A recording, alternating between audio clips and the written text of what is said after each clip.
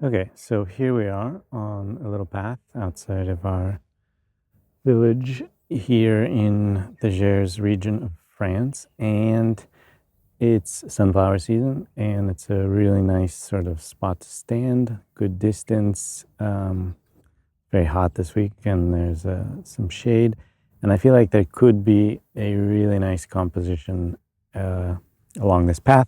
So I thought we would walk along the path and sort of look at various compositions, and I would talk about why they either work or don't work. Now, the goal here is to try to do a larger painting. So, what we're trying to do is find a foreground, a middle ground, and a distance that all work more or less together. I tend to like views like this for larger paintings where I'm sort of higher up and looking down. So, we're on a little hill and it's sort of late morning, high sun. I find the high sun works better for my paintings because I don't like the parallel lines, and you often get parallel lines with a lower sun and the shadows. Another thing that's going on here is it's late morning. Here's my shadow, and we're walking with the sun at our back because I think sunflowers look better front lit. So here's kind of one idea, and interestingly enough, I remember working with a dealer or gallerist who said that when she started working in the art world, she worked for a guy who would always buy, I can't remember the story exactly, but the gist of it was that they were buying paintings where the foreground was in shadow. They would sort of pick the black and white images in these catalogs, maybe less important work, but her job was to look for the paintings with the shadow in foreground. And she asked me why so many of my paintings had the shadow in foreground.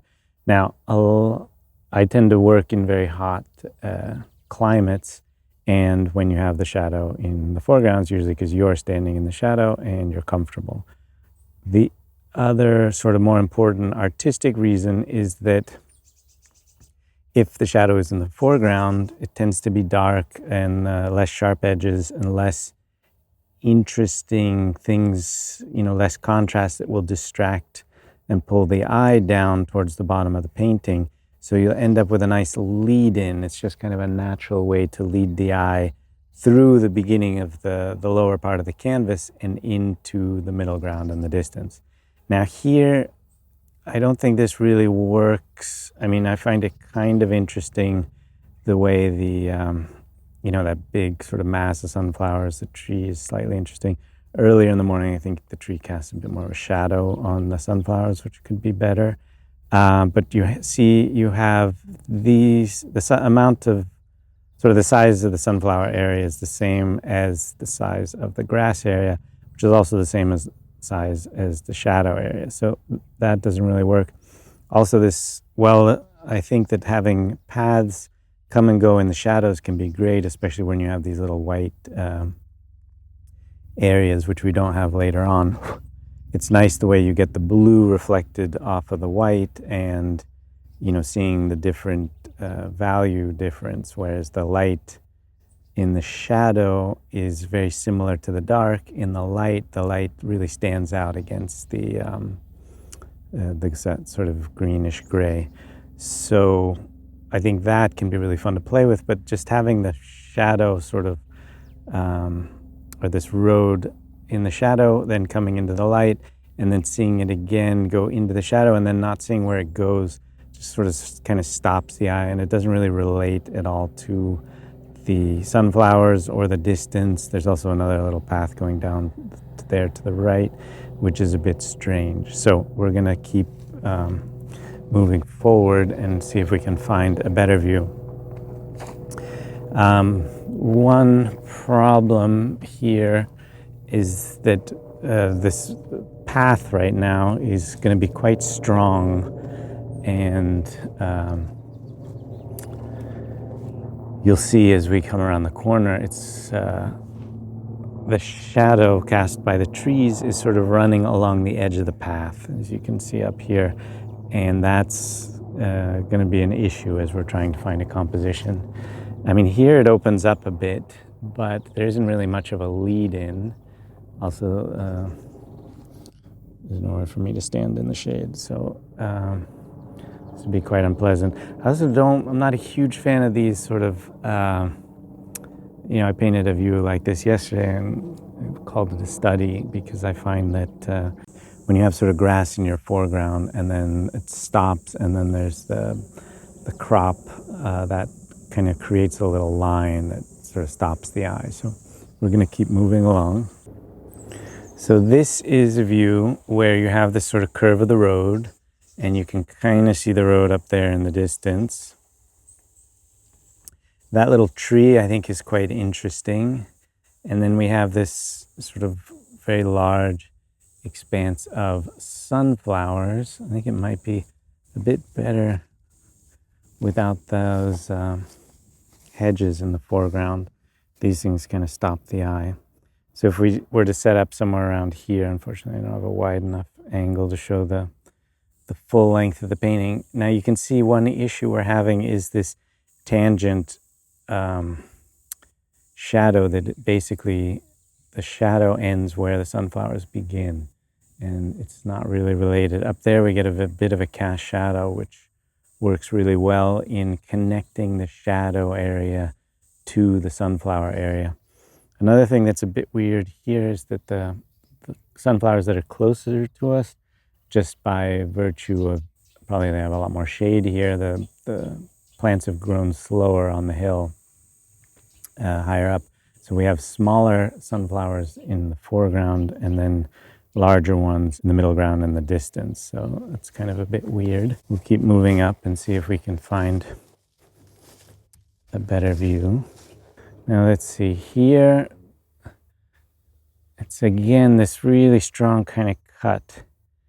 And we have a bit these sort of dappled light here, which isn't really connecting, if it's sort of spilled over.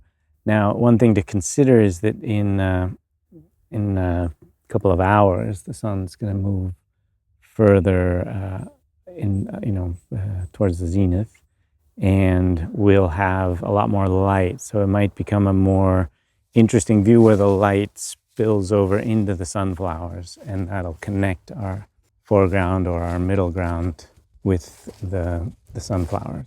We'll connect the path with the sunflowers. Okay, so here, this tree is kind of an interesting element, but it's a bit too small. The shape of the path isn't very picturesque. And you have those distant trees that are tangent to the horizon. I think that's always going to be an issue. And again, this problem with the shadow being tangent with the beginning of the sunflowers. So let's keep moving. So here, I kind of like the composition. I like the curve of this path. It's, kind of repeated in these trees. If we move a little bit this way, we get a gap between the small tree and the larger tree. If we move a bit this way, we're going to get the little tree kind of cutting the other one. Now what you can do is play a bit with intensity in the shadows to get that distant tree to look a bit farther back. But it's, and I think it's actually just, given the species of the tree, it's a bit grayer already. But personally for me, I think it would be nicer to have them broken like this. These things are a bit problematic in the foreground, these blackberries or something. Anyways, we can ignore those. The curve of the road is not fantastically picturesque, but it works pretty well. Also, this sort of straight line of the trees isn't great. Again, we have these tangent over here, but I think that's always going to be an issue. I do like the way that the sunflowers sort of spill over the top of the hill there and really cut off from the distance. And I like that little tree sticking up. But the size is a bit weird. Let's see if it gets better getting closer. Okay, so here I think is an even better view. And like I say, as we get the sun coming over the trees, we're going to have these lines of light that are going to connect the path to the sunlit area of the sunflowers over there. I think this tree is, it's not a fantastically picturesque tree, but it's kind of cute, the little sort of tree, and it's got kind of an interesting shape. One issue is the way the path just kind of goes up and ends right there. It's not a great design, especially here we have that much lighter field in the distance, which is not a fantastic shape. So one thing here too is I was saying we can get the light coming up from the path to lead the eye across into the sunflowers.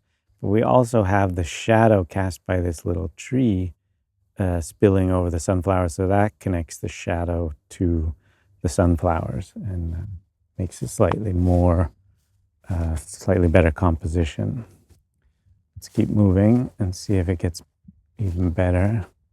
So here we see even clearer, this large tree. And again, unfortunately, I don't have a wide enough angle. This is like a 20 millimeter. I thought this would be enough. But if I was working on a large canvas, I could easily fit this whole tree in and get a fair amount of distance. What's nice here is we start to see the individual sunflowers quite well. And like I say, we have these sort of accents of light connecting the path to the sunflowers, and we have these accents of shadow connecting the path to the sunflowers as well. The sunflowers do get these crazy sort of cerulean blues in the shadows, which can be a lot of fun to play with, especially given the bright yellow of the flowers. But we'll keep moving and see if something better comes up. So here we see a bit more of the path in the distance, but we lose all of our sunflowers, so it's not very interesting. And then what happens here is we have a field of alfalfa, it looks like, which it's a bit weird, this bright green in the foreground. It is nice the way these shadows spill over into the alfalfa. I like those two trees with the cast shadow on the hay bales, but it doesn't really compose as a big painting. I mean, it's nice seeing a bit of sky on the other side of the tree there. But yeah, we're here for the sunflowers, not the alfalfa. And here the sunflowers are sort of way too small.